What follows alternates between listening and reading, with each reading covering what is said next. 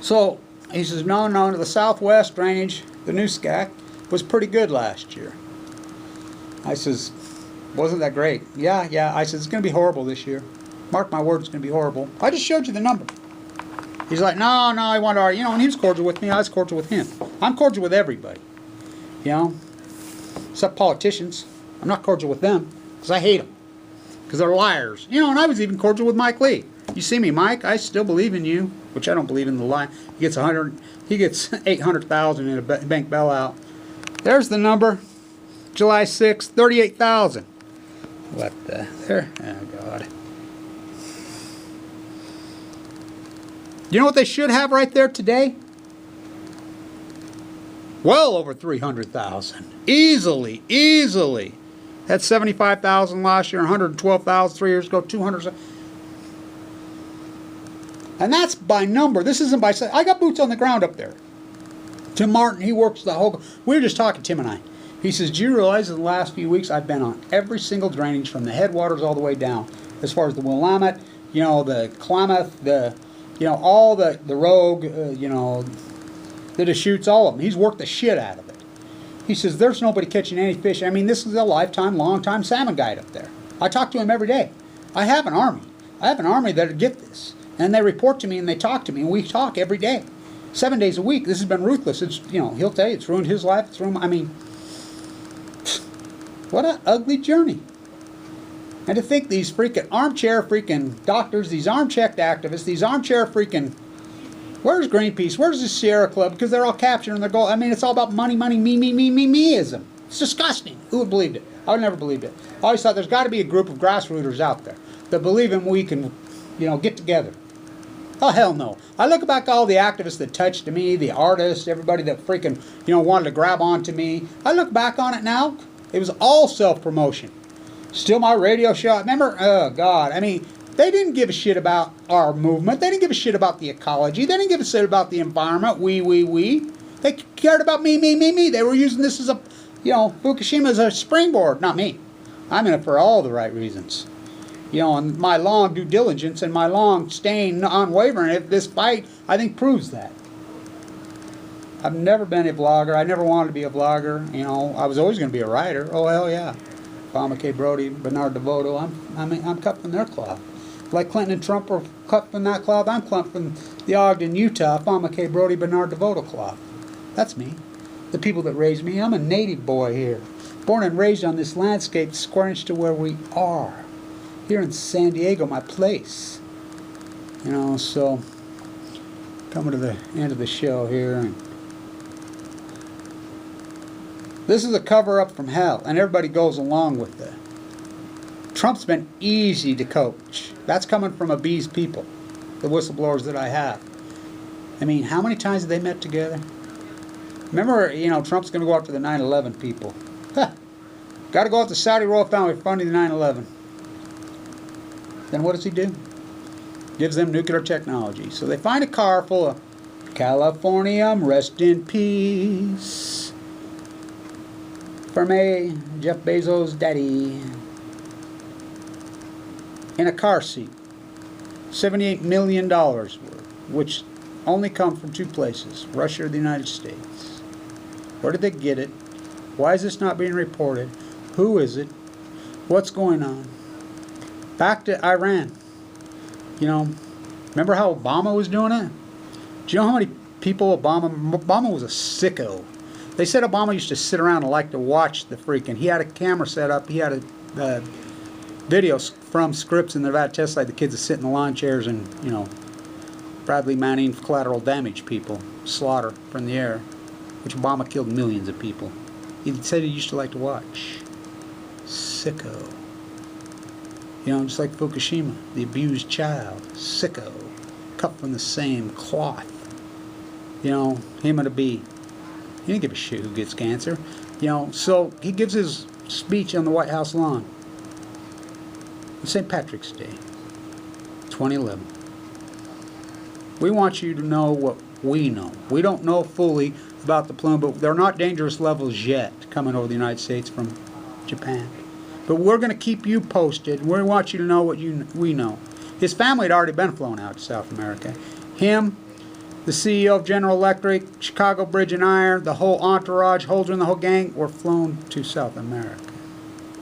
Why the plume came over us. And had they crashed right now, they stayed in South America. Huh. He sent Hillary in, didn't he? He sent Hillary into Fukushima. I got to talk to Kissinger, she says. Remember the emails when they got released and I was reading them online? And everybody was like, Benghazi, who do you think put out the Benghazi narrative? It's the nuclear industry. Operation Foxconn News. Benghazi is made up. When they knew it was all Fukushima emails. All the emails are Fukushima. Wash your clothes. Take a bath. Freaking don't take any chance. I got to talk to Kissinger. I'm going to Fukushima. And then they're retracted and they go through the court, through the FICA court, and you look at it. I've went through all the retracted ones. You can put them together. You know, from April 3rd, well into May, they're all retracted, and they're all Fukushima, every single one of them. The court rules, we never get to see them. What kind of government is that? What kind of government? We pay for everything. We pay their salary. We pay for the trials. We pay for the Mueller investigation. We pay for all these investigations, but we don't get to see them. It's not a government. That's a monarchy. I mean, they're back. Sam Adams and boys are rolling over in their graves, and we tried with Anonymous. They killed Aaron Swartz. You know, make him a god. I like it. He's the self-educated guy, so what does he do? Harvard and Yale pies him. Puts him up on a table. Oh, you're a fellow now. You're a god. And pull the table out for an hour. I was in the courtroom that day. He tried to negotiate out. I'll do some time. He was willing to do years in prison. Heyman and Ortiz would not back down. Orders right from the Obama White House. Obama put an 85-year-old nun in freaking solitary confinement, turned down the temperature to 60 degrees, and tried to kill her. How do I know that? Because Megan Rice told me that to my face. So did Megan's niece, Megan, to my face in the Knoxville airport. Megan Rice herself told me that. It was horrible, Kevin. Inside the courtroom, I will quote Megan Rice lastly. Timothy, who sent her down the river, would not let her out on bail. She broke into Y-12 to call attention to these lies, these nuclear lies. I got to thank you, Timothy, for putting an 85-year-old nun, peace activist. She would call him Timothy. I sat right there. I sat with the first Roman Catholic ordained priest, held one hand. Mary Evelyn Tucker, the Yale freaking economist, who was the expert witnesses, who the character was, held my other hand on the front row. Megan Rice is looking right at me. Timothy, I got to tell you, I want to thank you for putting an 85-year-old nun, peace activist in prison and turning down the temperature to 60 degrees and trying to kill me. Putting me in there. I want to thank you for all that. Thank you for that. For a peaceful civil disobedience act that should have did 6 months in jail, you put me in freaking prison for life. Don't let me out on bail when we try to post bail. Try to kill me, thank you. So when I get out of prison, I have something else to protest. The human warehousing, the military industrialized complex, prison complex. Megan Rice, Knoxville, Tennessee. Guilty. It's life. I'm the guy that started the petition that got her out. On a pill 2-1, thank God. I talked to Michael when I was there. I mean, that's what they do to us. Ask Barrett Brown. Ask Aaron Swartz. Ask Bradley Mann, Chelsea Manning. Go on, go on, go on. Ask. As Trump calls Julian Assange. What does Trump call Julian Assange? And I've never been a friend of Julian Assange, don't get me wrong. But I sure am Manning. That's a real one there. You see that collateral damage? I want to ask you, if you see that collateral damage, look it up online. You see that collateral damage video, and you see that, and you tell me what you would do. What would you do if you watch it? Just unbridled carnage, mass murder in the name of the freaking military industrial. What would you do? You got a conscience.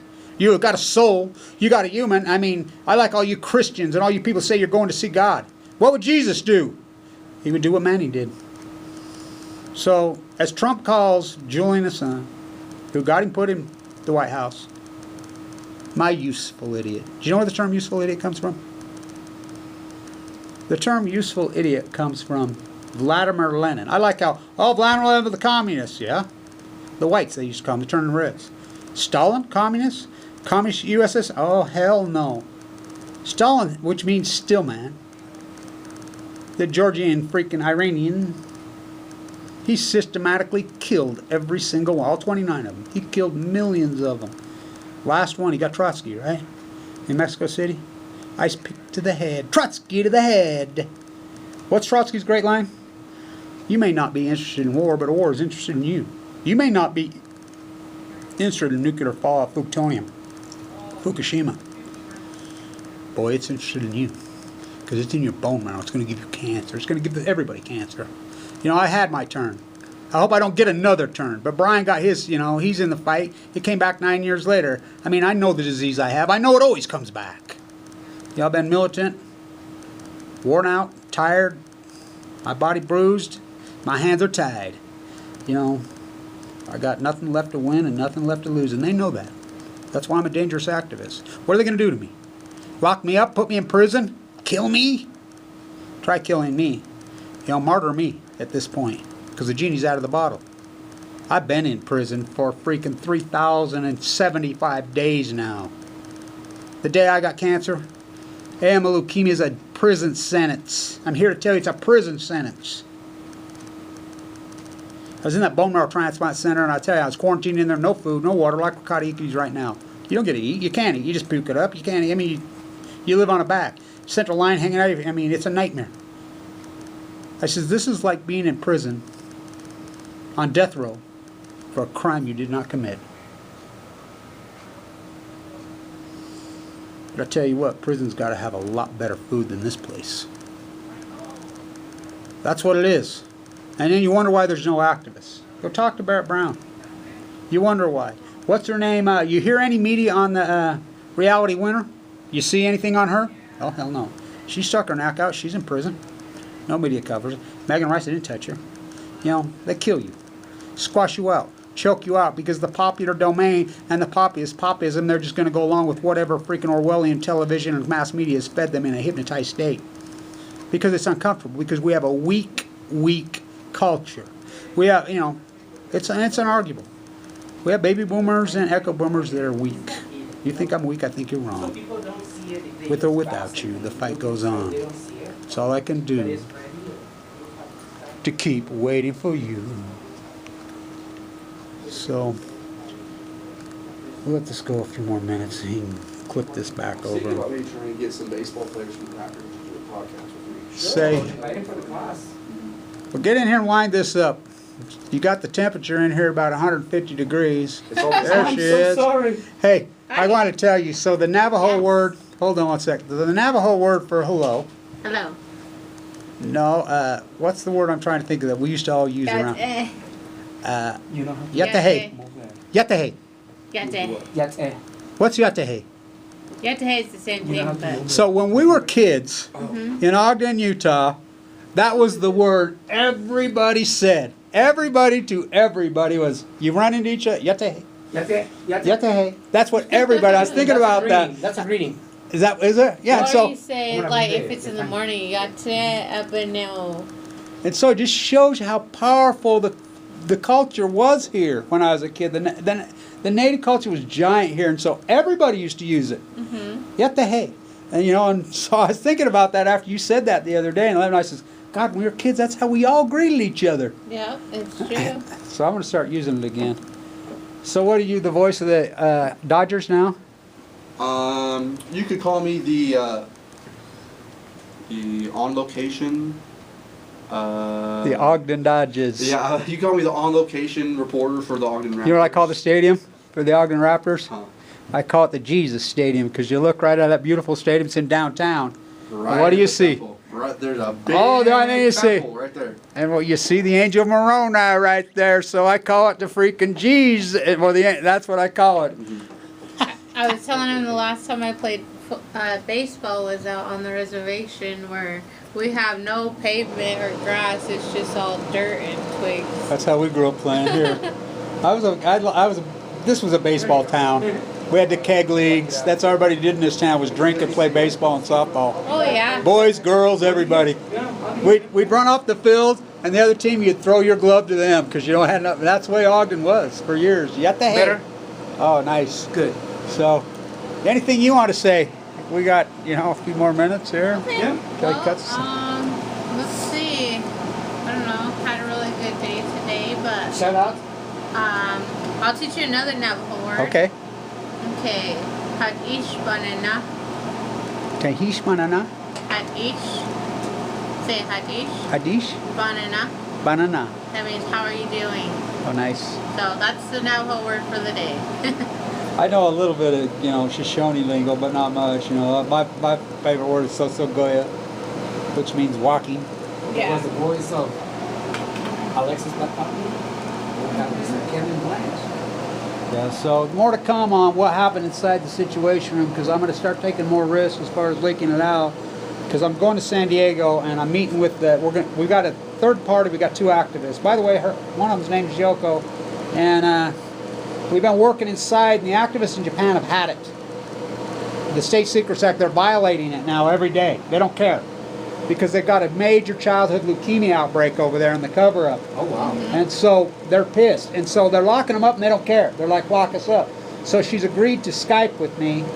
And we have two activists in San Diego that, lived in Japan. And they're working through us. We have a lot of good information. Of course, the stuff we already put online on the private testing of the contamination. So, and I'll talk more about what happened inside the Situation and what I know that I haven't been able to talk about because I get locked up for it because it's classified, but I've been working through what I can say and what I can't. And, the Chernobyl documentary helped us out a lot. It's opened up the minds of the closed-minded, the clean, green, too cheap to murder nuclear energy and its filthy waste. By the way, the waste, to talk about an issue on the Navajo res. Whoa. What do you think that's all about? Nuclear energy. What do you think that waste is coming from? Not nuclear bombs, nuclear energy. The cart in front of the horse. People think first come the nuclear bomb, then the nuclear. No, it works the other way. First comes the nuclear energy reactor, then the waste. What's that? Are you talking about the Navajo reservation? Yeah. Or? On the water breach. On the Which uranium in the area? Grand Canyon, freaking uranium tailings. For July Okay. 15th, next Monday, Yeah. can be a great topic. That's a good idea. We should do it. When we Yeah. get Shall you we in do here. it? Yeah, let's Yeah. do it. Talk about. Let's get information. So I know the woman who made the documentary, Hot Water, award-winning. She was going to do a documentary on me. Of course, she said that their funders backed off when they found out about. That's the problem. They won't touch me because they got to have money. Anyway, Yeah. she was wanting all the things, and it's about the uranium tailings in South Dakota Oh. on that res. And we talked a lot about the, uranium tailings on the Navajo. And there's some good activists. There's some great Navajo The main thing activists. with the Navajo reservation is the mining. Yeah. For Uranium. gold, uranium. Yep. That's what we're talking, uranium tailings, when they leave it, which was done by Utah Construction here. You go in the library right now and look on the thing. It's all the uranium mining that was done by Utah, which is GE now. Yeah. That's this university. That's when my grandfather passed away. He got sick from working in the uranium all his life. Well, that's what it does. Yeah. So we'll talk about that next week. All right, I got to Okay. figure out. Thank you very much for listening. This is KWCR Watka Radio. Thank you very much, Kevin. Yeah, thank you guys. Thank you, Alexis. Thank you. Alexis is a student from Communications from 730 in River State. And my name is Manny Gonzalez. Remember, you can listen to the whole podcast if you go to KWCR.live. Have a good Yep. night. Have a good night. Thanks. Thank you.